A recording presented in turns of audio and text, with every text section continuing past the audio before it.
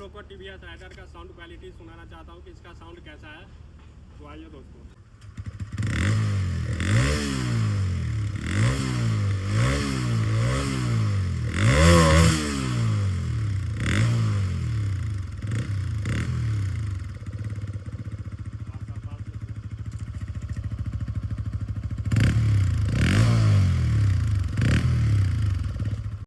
ये इसका था साउंड क्वालिटी टीवीएस राइडर का। आप लोग को कैसा लगा वो कमेंट में आप लोग बता सकते हैं कि कैसा लगा।